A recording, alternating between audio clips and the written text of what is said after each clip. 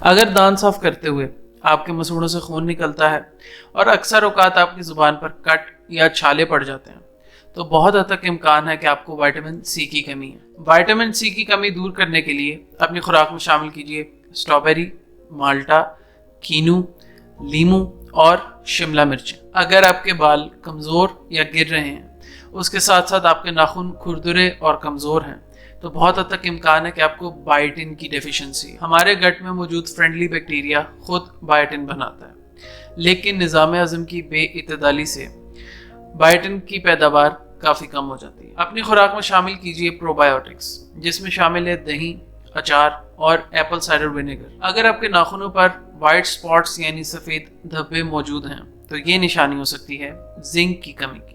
Zinc مرد و خواتین دونوں کے لیے انتہائی ضروری ہے۔ زنک چاہیے ٹیسٹوسٹرون کے لیے، اور ٹیسٹوسٹرون انتہائی ضروری ہے آپ کے مسلز، ہڈیوں اور ریپروڈکٹیو سسٹم کے لیے۔ زنک کی کمی سے حاملہ خواتین اور ان کے ہونے والے بچے کی صحت پر انتہائی منفی اثر ہوتا ہے۔ اگر آپ کا دل برف کھانے کو کرتا ہے، چہرہ پیلا پڑ گیا ہے، ناخن سفید ہو چکے ہیں، اس کے علاوہ ہاتھ اور پاؤں ٹھنڈے رہتے ہیں، تھوڑی سی بھی مشقت کے بعد سانس پھولتا ہے اور دل کی دھڑکن تیز ہو جاتی ہے، تو یہ سب نشانیاں ہو سکتی ہیں ہیموگلوبن اور آئرن کی کمی کی۔ آئرن حاصل کرنے کے کچھ ذرائع بڑا گوشت، آم، سیب اور انار ہیں۔ یاد رہے کہ وٹامن سی آئرن ابزارپشن کے لیے انتہائی ضروری ہے۔